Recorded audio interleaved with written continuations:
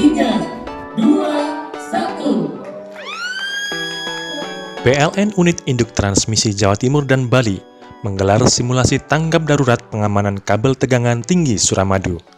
Tujuannya, uji respon cepat dan koordinasi antar lembaga menghadapi skenario kebakaran di sekitar jalur kabel strategis ini.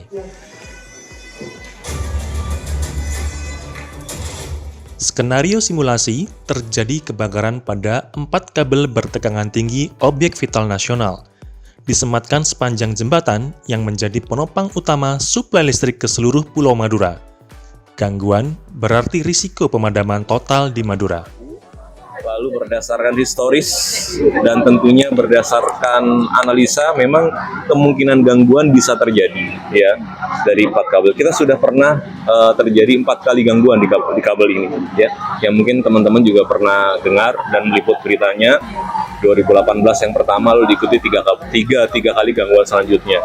Kebetulan gangguan yang pertama karena memang ada kebakaran gitu ya. Dan gangguan ini sebenarnya bisa disebabkan oleh banyak hal, baik dari internal kabelnya maupun dari luar eksternal kabelnya. Dari internal kabel sendiri, PLN selalu berusaha melakukan pengamatan, melakukan pengukuran sehingga gangguan di internal itu kita usahakan untuk tidak terjadi. Nah, lalu berikutnya kalau gangguan terjadi baik internal maupun eksternal, tentunya kita punya penanggulangan khusus ya supaya bisa dijalankan dengan cepat. Nah, bentuk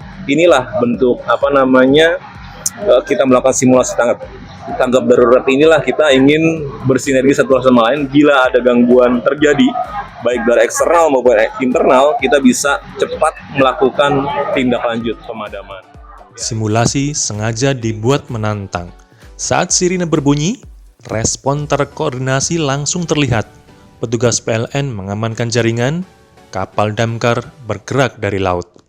Polisi dan Dishub kendalikan lalu lintas jembatan. Api buatan berhasil dipadamkan kurang dari 15 menit. Deteksi dini didukung CCTV dan sensor suhu sepanjang jalur kabel untuk antisipasi anomali. Itu satu. Jadi kembali gangguannya ini kita simulasikan kebakaran, tapi gangguannya bisa jadi di luar kebakaran juga bisa. Lalu yang kedua, sebenarnya tujuan ini adalah kita ingin meningkatkan awareness, kesiapsiagaan dan awareness, ada perhatian dari berbagai macam pihak, ya, sehingga kedepannya kita bisa tidak menanggulangi terjadinya gangguan, tapi mencegah terjadinya gangguan tersebut. Jangan sampai terjadi gangguan. Tapi kan kita juga butuh dukungan dari berbagai pihak. Jadi kegiatan ini hanya untuk men-trigger bagaimana kita bisa membuat protap bersama ke depan, sehingga kabel Suramadu beserta jembatannya itu menjadi perhatian bersama dan kita buat kerjasama yang continuous, pengamanan terus-menerus. Ya. Sinergi lintas lembaga menjadi kunci. Kolaborasi antara PLN, TNI Angkatan Laut, Pelindo, dan polisi terus diperkuat. Pembentukan protokol penanganan gangguan terpadu segera diprioritaskan. Simulasi ini diharapkan tingkatkan kesadaran semua pihak. Kolaborasi adalah kunci keandalan listrik untuk ekonomi dan kesejahteraan masyarakat Madura. PLN UIT JBM terus berkomitmen menjaga nyala Pulau Garam. Izin saya tutup dengan pantun. Mendaki gunung lewat jalan yang terjal. Jika tak sanggup silakan balik. PLN selalu siap menyediakan listrik yang handal untuk kehidupan yang lebih baik. Wassalamualaikum warahmatullahi wabarakatuh. Selamat pagi, salam sejahtera untuk kita.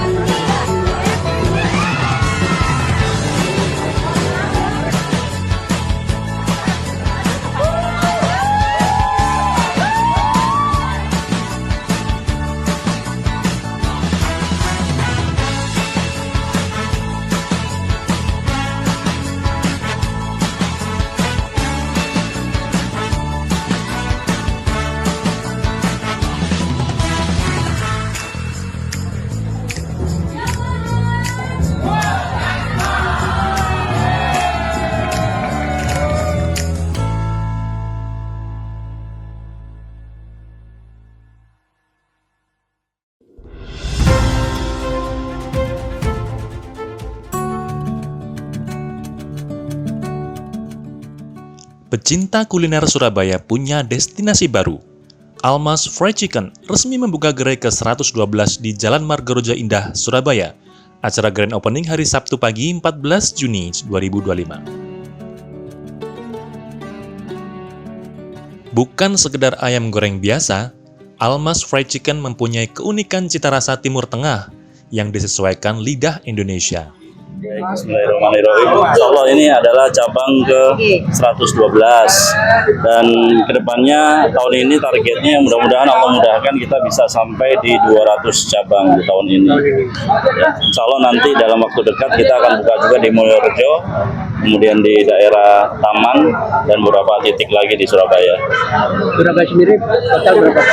Untuk saat ini baru ketiga. Pertama ada di Gubeng, yang kedua Sidoarjo, terus di sini. Berarti Surabaya baru 2? Surabaya 22. Kalau menu-menunya kita terus develop, tapi untuk saat ini sih kita masih sama dengan menu-menu yang ada di Jakarta, di cabang-cabang lain. Punya target ambisius membuka 200 gerai hingga akhir 2025. Cabang berikutnya segera hadir di Mulyorejo dan Taman Sidoarjo. Strategi lokasi mereka cukup unik, yaitu memilih area dekat KFC dan McDonald. Yang membedakan dibanding fried chicken lain itu kita punya resep itu memang cita rasa Timur Tengah. Jadi beda banget sih sama brand-brand yang sudah ada sebelumnya. Ada misalnya saya sebut KFC, McD dan lain-lain, beda banget. Dan yang kedua di sini ada nasi kebuli. Jadi ada menu pilihan selain nasi putih ada nasi kebuli juga. Artinya ini salah satu fried chicken yang pertama yang menjual ada nasi kebuli bersama fried chicken. Kalau paket-paketnya sih kita nanti ada sih paket-paket khusus untuk acara-acara. Nanti setiap outlet memang nanti beda-beda di paket-paketnya. Nanti akan bisa ditanyakan ke store manajernya untuk paket-paketnya. Tapi yang pasti kita 5% dari penjualan itu kita konversikan dalam bentuk nasi box atau dalam bentuk sembako, beras seperti yang sekarang dilakukan ada 200 pack beras yang kita akan bagikan. Nah, ini akan konsisten nanti setiap bulannya gitu.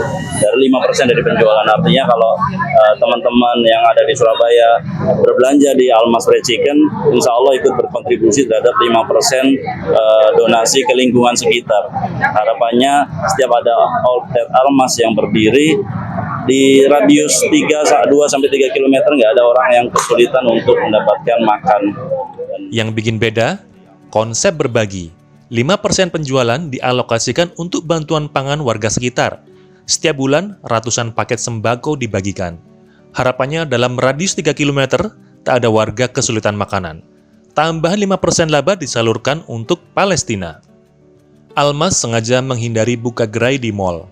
Pertimbangannya memudahkan kegiatan sosial dan syiar agama. Dengan ayam rempah khas, nasi kebuli, dan program sosial nyata, Almas Fried Chicken Margarojo siap jadi pilihan kuliner yang lezat sekaligus berfaedah.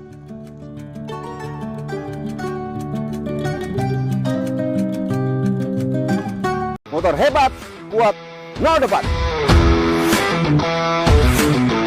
Salam semakin di depan. Pada hari ini di Kota Semarang, teman-teman media berkesempatan untuk merasakan touring perdana Gear Ultima. Bakal banyak keseruan dari teman-teman media, bisa merasakan canggihan dan kelebihan dari Gear Ultima.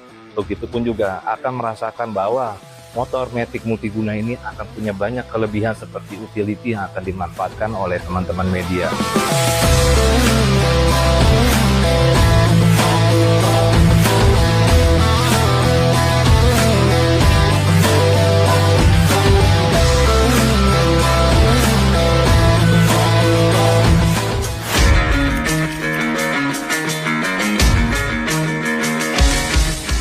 Kita udah belanja banyak banget, ada perabotan rumah ya, corong tuh, sama ada beberapa sembako. Ini saya akan masukin ke dalam bagasinya Yamaha Gear Ultima karena memang bagasi itu gede.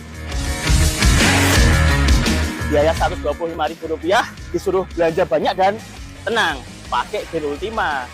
Ada 2 gantungan ya di sini. Bawa barang jadi praktis banget. Jika masih kurang, di bawah jok juga ada bagasi. Lumayan, 18 literan. Masih muat barang banyak di sini. Di sini juga ada rear carrier-nya ya, bisa untuk memaksimalkan barang belanjaan. Contohnya bisa pakai tas seperti ini. Bawa barang jadi lebih praktis. Gear Ultima, praktis, no debat.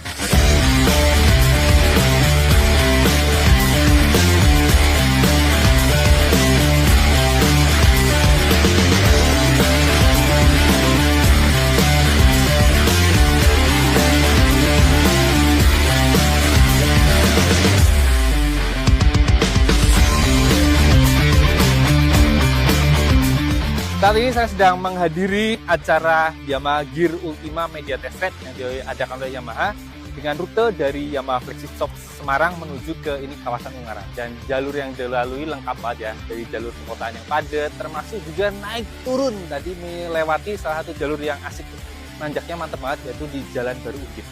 Nah, dari situ ketahuan bahwa performa mesin dari hybrid Blue Core dari milik Gear Ultima ini ternyata mumpuni banget buat diajak nanjak-nanjak. Jadi dengan torsi yang besar ya, 10,6 Nm, gampang banget membopong motor yang bobotnya 95 kg ini untuk naik ke sini. Jadi tidak ada hambatan lah, gampang enteng aja. Dan tenaganya 8,3 horsepower juga menurut saya sudah cukup banget.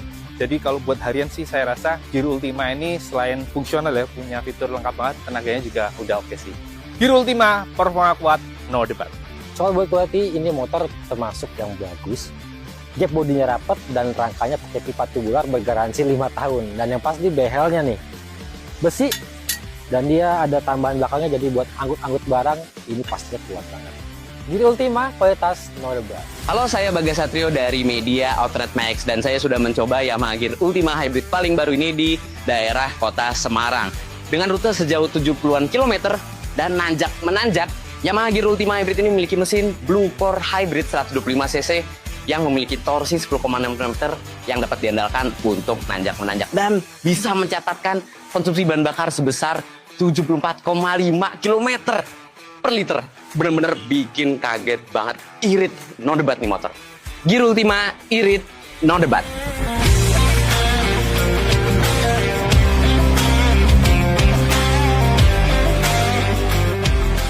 Gear Ultima, motor hebat, kuat, no debat. Yamaha, all respon.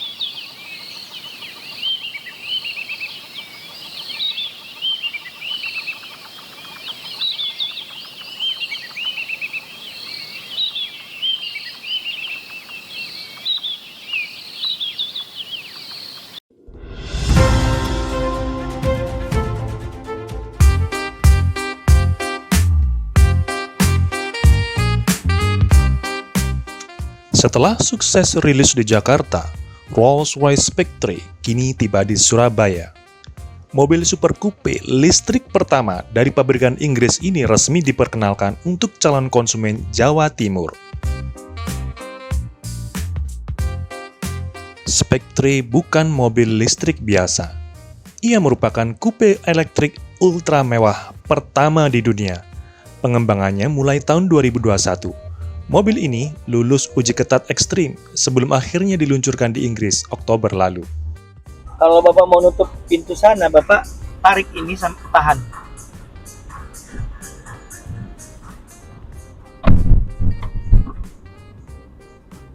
Gitu. Kabinnya sangat sunyi. Suara mesin nyaris tak terdengar. Mobil ini menggunakan baterai besar 102 kWh. Jangkauannya mencapai 530 km sekali isi. Pengisian cepat tersedia dari 10% ke 80%, hanya butuh 34 menit. Tenaganya kuat, 430 kW, dan torsinya 900 Nm. Akselerasi dari 0 hingga 100 km per jam dicapai dalam 4,5 detik. Masyarakat Surabaya bisa melihat dan merasakan Spectre secara langsung dengan mengontak representatifnya. Sekarang diundang oleh Rolls-Royce untuk mencoba Rolls-Royce Spectre. Kami sebagai media di Surabaya pertama kali untuk menjajal bagaimana interior dan kabin Rolls-Royce Spectre. Full listrik ya. Rolls-Royce memberikan jaminan garansi baterai 10 tahun, servis gratis 4 tahun, dan bantuan darurat 24 jam, termasuk layanan khusus mengantar mobil ke stasiun pengisian jika kehabisan daya di jalan. Kehadiran Spectre menandai era baru Rolls-Royce menuju elektrifikasi, visi yang sebenarnya sudah diimpikan pendirinya yaitu Charles Rolls sejak tahun 1900. Rolls-Royce Spectre, warisan kemewahan yang kini beralih listrik, menghadirkan performa tinggi dan kesenyapan legendaris. Hadir di Surabaya, siap memikat para pecinta otomotif kelas dunia.